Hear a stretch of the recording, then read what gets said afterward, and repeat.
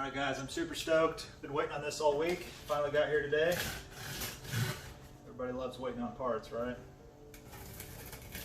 I guess we love waiting on them, but we love getting them. Let's have a look and see what we got here.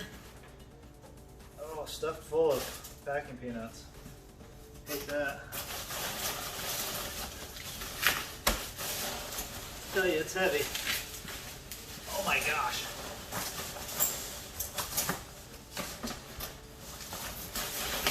Very heavy.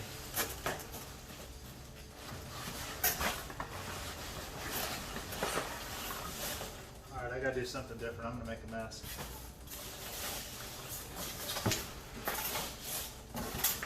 Let's see. Get another box.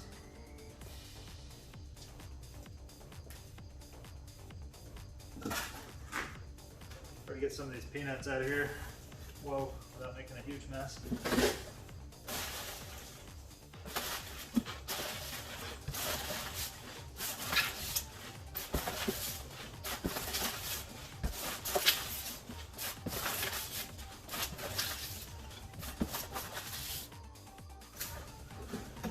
should help. Already made a huge mess anyway. Let's see if we can get it out now.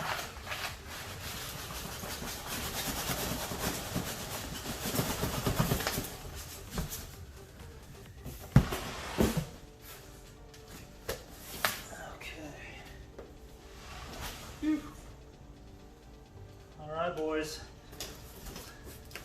you can tell what we got now. Turbocharger for the 240. Something about turbos, I just love them.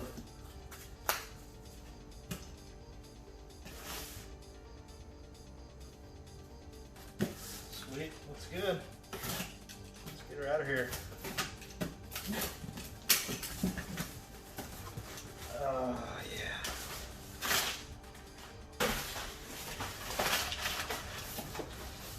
Oh man, yeah. This thing is big. Let me show you.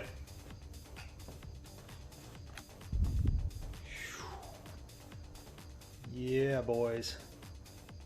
That's a huffer right there. She's a beast. VS Racing. All right, let me get it out of there.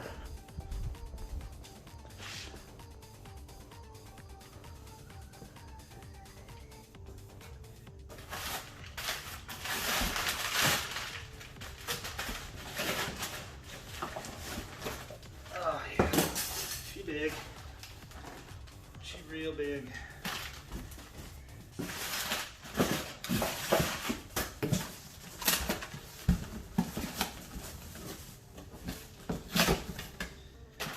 try to do it like this.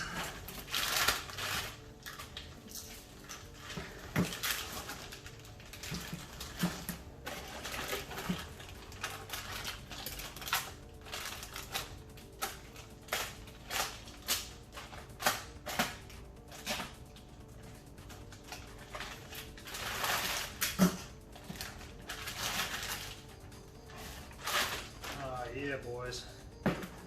She's a beauty. She's a beauty.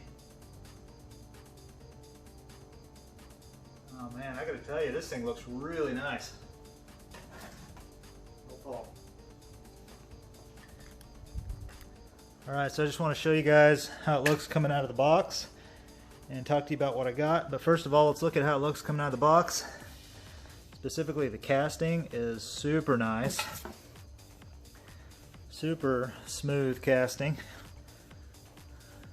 Got a speed port right here for a speed sensor. We've got V-bands holding both housings to the center section.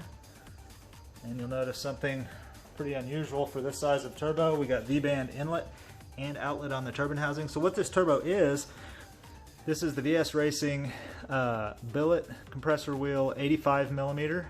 So it's an S485. Turbine wheel is a 96 by 88 millimeter.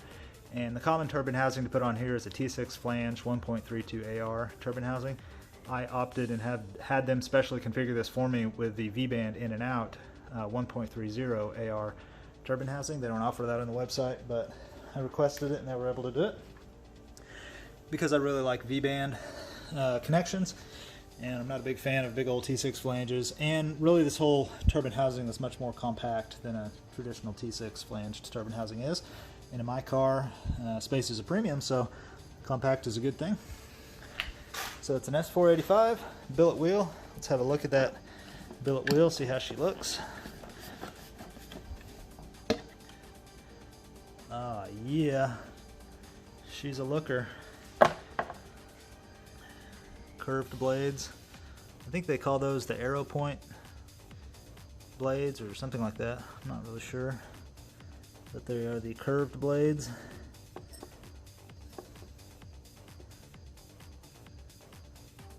Really nice machining work done to it.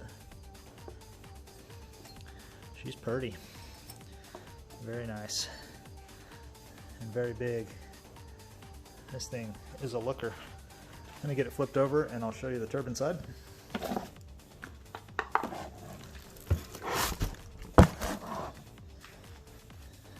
Alright, my first look at the turbine wheel.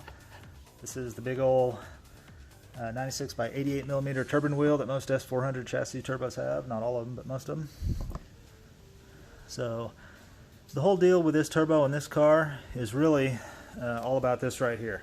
This is the whole point of doing this, is to get a much bigger turbine wheel. The VS Racing 7875 that's on the car now works really, really well, and it's a good turbo. But on a V8 application, especially something 5.3 liters or bigger, the turbine wheel on a VS 7875 is only 75 millimeters from here to here. That's where they get the 75 in the name, 75 millimeters. This turbo is 88 millimeters from here to here. So huge upgrade in the amount of exhaust gas that you can get out. So with a small turbo like the 7875 over there on the car, you're really choking up the motor and creating a lot of back pressure. And up in the upper RPMs, the engine wants to slow down, and it can cause all sorts of problems. If you're on a stock bottom end engine, you can start breaking pistons and bending rods due to too much back pressure. So the fix for that is go up to a bigger turbine wheel. And then bonus is we've also got a bigger compressor wheel because I opted for the S485. So on the other turbo, on this side, it would be 78 millimeters from here to here, and on this turbo it's 85. So a big upgrade on this side as well, which is going to help. It's going to allow me to make more power at less boost, which is always nice. I would like to make all the power I want at under 20 psi. I may have to run more than 20 psi even still, depends on how much power I end up going for, but it would be nice to be able to make serious power at sub 20 psi levels, and this turbo absolutely will do it with an 85 millimeter compressor wheel, and it'll flow all the RPM that I want to turn with the big turbine wheel. And with the new BTR equalizer intake manifold that we put on the car last week, we now have the capability of turning 8,000 RPM or more without choking out on an intake manifold. So now we've got the ability to turn that kind of RPM without choking out on the exhaust housing here.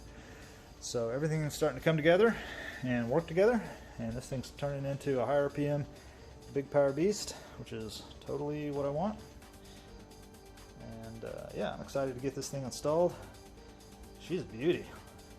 Not only is the compressor housing really nice casting, but the turbine housing is really nice casting too. Super smooth, very nice. Better than some Borg Warners I've seen. Oh, and the other thing about this turbine housing that's nice is it does not have that silly Marmon flange. This has a traditional V-band with a little step in it, which is nice. Also, that means I can get a male V-band that has the little ring that'll just slide right in there and allow this to seal much better. My 7875 didn't have that groove, it was just flat. So yeah, this does not have a Marmon flange. It uses a traditional V-band here, and it uses a traditional also stepped V-band here. I think this one is a 3.5. I'll have to measure it to be sure, but it looks about like a 3.5. Yeah, so she's pretty. Here's the tag on the inside. I've never seen that before. It's pretty slick. Apparently they've started doing this. VS Racing, billet 85120. Nice. Very cool. Alright guys, so there she is. I'm digging it. Alright, so there's how she sits, sitting on top of the old 7875. She is big, but you know, I think I can make it fit down in there. I'm certain I can make it fit one way or another. Just have to rework some stuff. She's a big old girl, especially that compressor outlet. My gosh, that thing is big. Yeah, it's going to be a good one. So I'm going to have to rework quite a bit to make her fit down in there, but it's going to be good. It's going to allow me to run a lot less boost and move a lot more air and have lower intake air temps, hopefully. I would like to be running 9s. I ran a 9.8 in this car with a smaller turbo at 20 psi. It'd be really pretty cool if I could run a 9 at 15 psi. And if that produced lower intake air temps, that would be a great thing all the way around. The whole combo would be much happier and healthier like that. I would also like to run a lot faster in the 60 to 130. My fastest time so far was let's see, what was it? It was a 570, 60 to 130 pull, and that was at peaking out about an 18, 19 psi on the small turbo. So I definitely want to get down for sure into the 4s on the 60 to 130, if not faster. This turbo will be key for making that happen. A lot of guys who are making big power in this turbo end up running pretty big boost anyway, mid-20s or higher.